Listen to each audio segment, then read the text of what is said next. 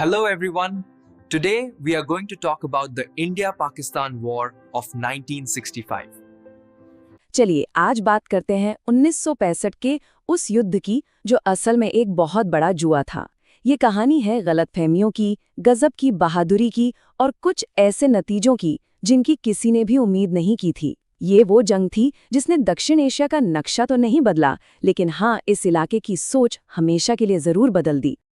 ये कहावत उस वक्त के प्रधानमंत्री लाल बहादुर शास्त्री पर एकदम फिट बैठती थी।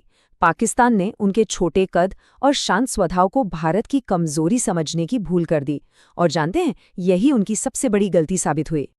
तो चलिए सबसे पहले ये समझते हैं कि आखिर 1965 में ऐसा क्या माहौल बन गया था कि ये टकराव शुरू हुआ। देखिए, उस वक्त के हालात को समझना बहुत जरूरी है। एक तरफ भारत था जो 1962 में चीन से मिली हार के सदमे से उभर ही रहा था।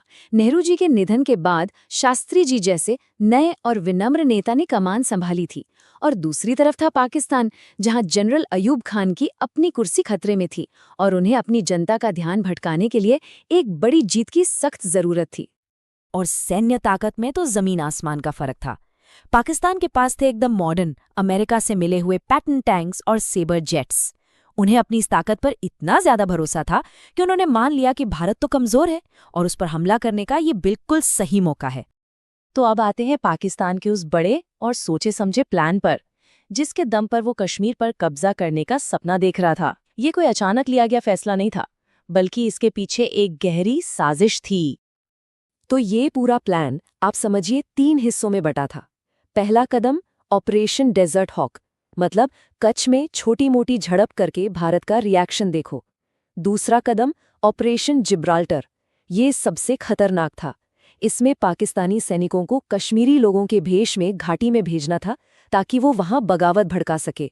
और तीसरा और आखिरी कदम ऑपरेशन ग्रैंड स्लैम, यानी जब अंदर बगावत हो जाए तो एक जोरदार हमला करके कश्मीर को भारत से हमेशा के लिए काट दो। लेकिन पाकिस्तान का ये सारा प्लान धरा का धरा रह गया, और वजह कश्मीर के आम लोग। उन्होंने बगावत करने के बजाय इन घुसपैठियों को पहचान लिया और सीधा भारतीय सेना को खबर कर दी। ये पाकिस्तान के लिए एक बहुत बड़ा और अनएक्सपेक्टेड झटका था। अब जब घुसपैठ वाली चाल फेल हो गई तो पाकिस्तान ने बौखलाकर अपना आखिरी दांव चल दिया, ऑपरेशन ग्रैंड स्लैम, एक जबरदस्त हमला। लेकिन भारत ने इसका जो जवाब दिया, उसकी उम्मीद पाकिस्तान तो क्या, शायद दुनिया में किसी को भी नहीं थी। तो जब पाकिस्तान के वो खतरनाक पैटर्न टैंक कश्मीर के अखनूर सेक्टर की तरफ बढ़ रहे थे, तो दिल्ली में एक ही सवाल गूंज रहा था, क्या भारत सिर्फ कश्मीर में ही बचाव की लड़ाई लड़ेगा? और यहीं पर आया वो मोड़ जिसने जंग का रुख ही पलट दिया। प्रधानमंत्री शास्त्री ने एक ऐसा फैसला लिया जिसने सबको हैरान कर दिया। उन्होंने सेना को पंजाब में अंतर्राष्ट्रीय सीमा पार करके सीधा लाहौर की तरफ बढ़ने का हुक्म दे दिया। मतलब अब लड़ाई कश्मीर तक सीमित नहीं रहेगी, बल्कि पाकिस्तान की जमीन पर लड़ी जाएगी। जमीन पर भारतीय फौज ने कमाल का शौर्य दिखाया। एक तरफ हाजी पीर दर्रे पर कब्जा करके पाकिस्तान की सप्लाई लाइन ही काट दी गई, तो दूसरी तरफ असल उत्तर की लड़ाई हुई, जहां अब्दुल हमीद जैसे जांबाजों ने अपनी जान पर खेलकर पाकिस्तान के घमंड यानी पैटर्न टैंकों को एक एक करके तबाह कर दिया। वो इलाका पैटर्न नगर यानी पैटर्न टैंकों का कब्रिस्तान बन गया था। लेकिन ये जंग सिर्फ जमीन पर नहीं थी, आसमान में भी एक जबरदस्त लड़ाई छिड़ी हुई थी। शायद दूसरे विश्व युद्ध के बाद की सबसे भयानक हवाई लड़ाइयों में से एक। और आसमान में तो मुकाबला बिल्कुल भी बराबरी का नहीं लग रहा था। सोचिए, एक तरफ थे पाकिस्तान के अमेरिकी F-86 सेबर जेट्स, जो उस वक्त के सबसे बेहतरीन फाइटर जेट्स में से थे, और दूसरी तरफ थे भारत के छोटे से फुर्तीले फॉलन नेट विमान। ये तो बिल्कुल डेविड और गोलियात वाली लड़ाई थी। कहते हैं ना, कागज पर कुछ और होता है और हकीकत में कुछ और। जब आमने सामने की लड़ाई यानी डॉग फाइट हुई, तो भारत के इस छोटे से लैंड विमान ने कमाल कर दिया। अपनी जबरदस्त फुर्ती और हमारे पायलट्स के हुनर के दम पर उसने सेबर जेट्स को नाको चने जबवा दिए, और इसी वजह से उसे एक नया नाम मिला, द सेबर किलर। साथ बस ये एक नंबर याद रखिए, भारतीय नेट विमानों ने आधिकारिक तौर पर पाकिस्तान के 7 सेबर जेट्स को मार गिराया। ये उस छोटे से विमान के लिए एक बहुत बहुत बड़ी जीत थी। 22 दिनों तक ये घमासान युद्ध चला। दोनों तरफ भारी नुकसान हुआ। अब दुनिया की बड़ी ताकतों की भी नींद उड़ गई थी और युद्ध विराम यानी सीज फायर के लिए दबाव तेजी से बढ़ने लगा। और फिर वही हुआ जो ऐसे हालात में होता है।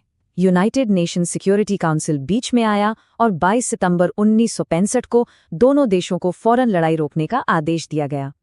इसके बाद ताशकंद में एक शांति समझौता हुआ, जिससे युद्ध तो खत्म हो गया, लेकिन इस समझौते में एक बड़ा पेंच था।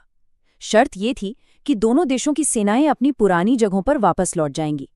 इसका सीधा मतलब ये था कि भारत को हाजी पीर दर्रे जैसे वो इलाके भी पाकिस्तान को वापस करने पड़े जिन्हें हमारे सैनिकों ने बड़ी मुश्किल से जीता था। तो सवाल फिर वहीं आकर खड़ा हो जाता है कि आखिर ये जंग जीती किसने? और सच कहूं तो इसका जवाब इतना आसान नहीं है। अगर हम सिर्फ नंबर्स की बात करें तो कहानी थोड़ी कंफ्यूजिंग है। भारत ने ज्यादा जमीन पर कब्जा किया और पाकिस्तान के ज्यादा सैनिक मारे गए, लेकिन वहीं भारत के एयरक्राफ्ट का नुकसान पाकिस्तान से ज्यादा हुआ। तो आंकड़ों के हिसाब से कोई एक साफ विजेता नजर नहीं आता। तो असली कहानी आंकड़ों में नहीं है। असली बात यह है कि किसका मकसद पूरा हुआ। पाकिस्तान का मुख्य मकसद था कश्मीर पर कब्जा करना, और वो इसमें पूरी तरह से फेल हो गया। वहीं दूसरी ओर भारत ने एक बहुत बड़ी मनोवैज्ञानिक जीत हासिल की। 1962 की हार के बाद जो मनोबल टूटा था वो वापस आ गया। भारत ने दुनिया को दिखा दिया कि उसे कमजोर समझने की गलती कोई ना करे। और यहीं हम एक जरूरी सवाल छोड़कर जाते हैं। क्या ताशकंद समझौते से सच में शांति आई, या इसने सिर्फ 1971 में होने वाले एक और बड़े टकराव के बीज बो दिए थे? एक ऐसा समझौता जहां मैदान में जीती हुई बाजी को बातचीत की मेज पर हारना पड़े, क्या वो कभी स्थायी शांति ला सकता है? इस पर सोचिएगा जरूर।